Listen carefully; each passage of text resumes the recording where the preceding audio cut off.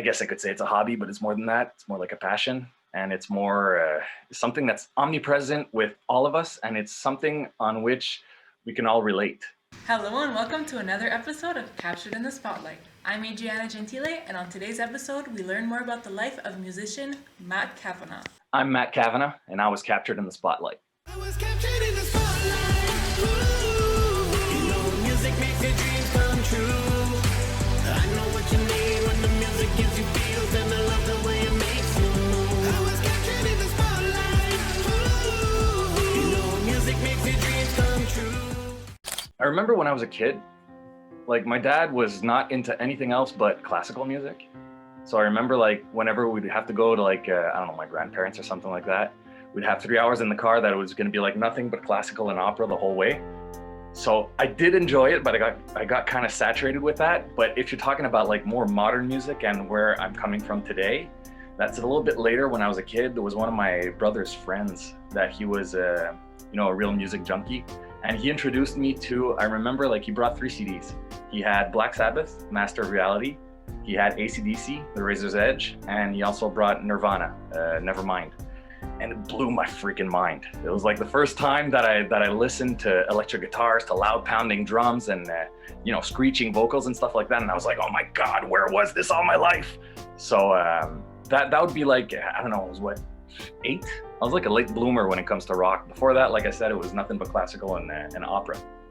I've been through, it's a weird career that I had. I started playing guitar when I was 14, just because, I don't know, I picked one up and I was like, somebody showed me, okay, this is how you do a power chord. And I was like, oh wow, that sounds like Nirvana. That's cool. Okay, I guess I can do this. So then I started playing a couple of songs and I started to really get into it. And before long, I was writing my own little tunes. And this was like around, 15, 16 years old, pop rock and stuff like that. And I really got into Sublime at that time. And I wanted to kind of emulate him. So I started writing songs, and then I was like, okay, I'm going to start a band. So I started looking for people, and that's how I decided that I wanted to get into it. But after that, I went into studio engineering. I did touring, I did live sound, I did sound design. So it all kind of emanated from that, but I had no idea that's what the career was going to be. Currently, I am on 2 projects.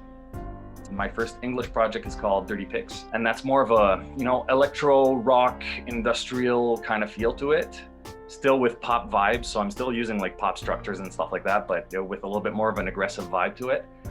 And I also have a French project that's more of a collaboration project that I'm trying to find people to write with in Montreal or in Quebec or anywhere in the world, actually, as long as it's in French. And that one's called Biscuit Soda. And apart from that, I'm doing also soundscaping for movies and sound design for commercials, movie, and any media that needs it. Number 1 would definitely be Trent Reznor. I discovered him when I was an early teen, I'd say around 12, 13 years old, and it's the only band that I never got sick of. I mean, I listened to Wish from Nine Inch Nails when I was like 10 years old.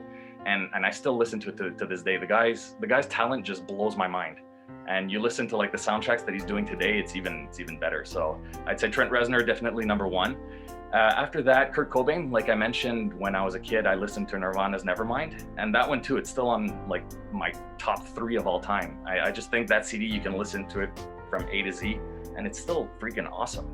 And vocally, like I mentioned also, when I started playing, I was really into Sublime. So Bradley Nowell, I thought he was always a very underrated songwriter, and his voice was incredible. And you can hear in the earlier stuff with my earlier band when I started, it was called Pixie, and you can really hear the vocal influence in what I was trying to reproduce.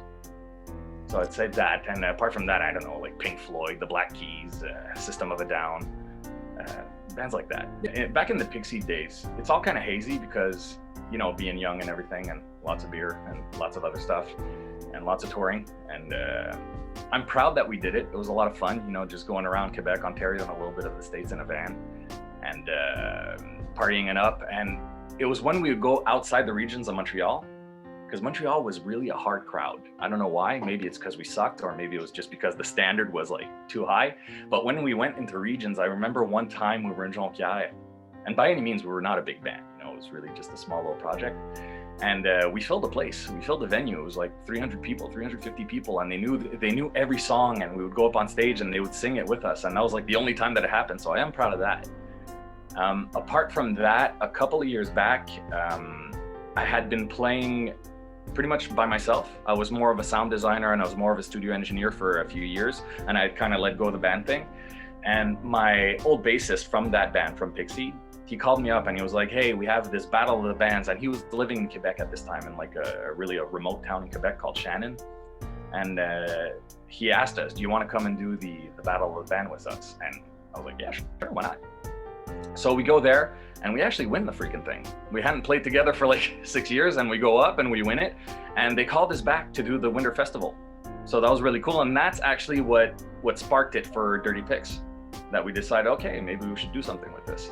So I'd say that, and yeah. And apart from that, anything that we produced in studio, I'm very proud of. We're being bombarded with negativity. It's been like 4 years because of the Trump presidency. And I don't know, I just think something had to be said that, you know, it's everything that we see today. And we just have to be aware that this is an illusion of what's actually going on in the world. It's not all negative, you know? So it's just kind of a complaint and kind of a call to rise up and maybe focus on something else every once in a while. This is a performance of a new song called 10,000 Channels. Enjoy.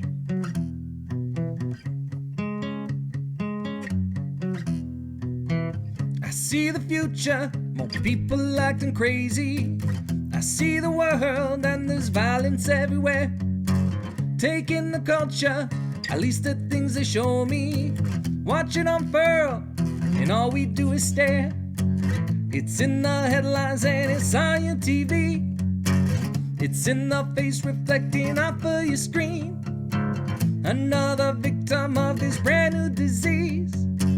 10,000 channels broadcasting everything I see.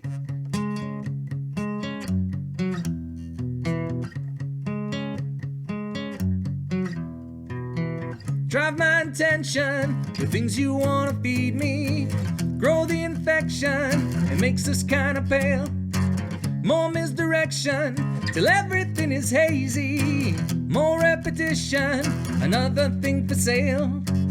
It's in the headlines and it's on your TV. It's in the face reflecting off of your screen. Another victim of this brand new disease.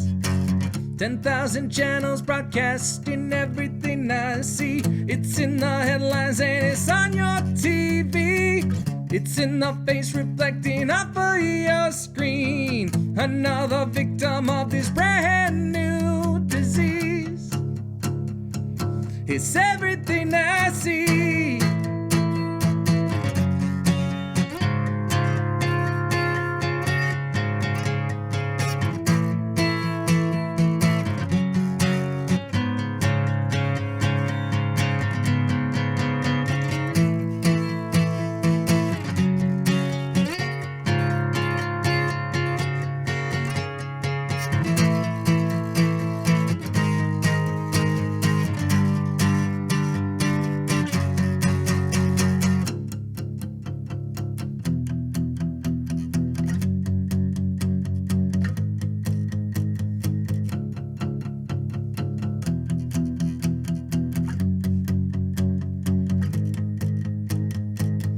Fear the future where everyone is crazy.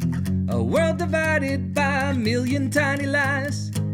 The sane are fewer and I'm feeling kinda lonely. I did it all wrong, I wanted compromise. It's in the headlines and it's on your TV. It's in the face reflecting off of your screen. Another victim of this brand new disease. 10,000 channels broadcasting everything I see.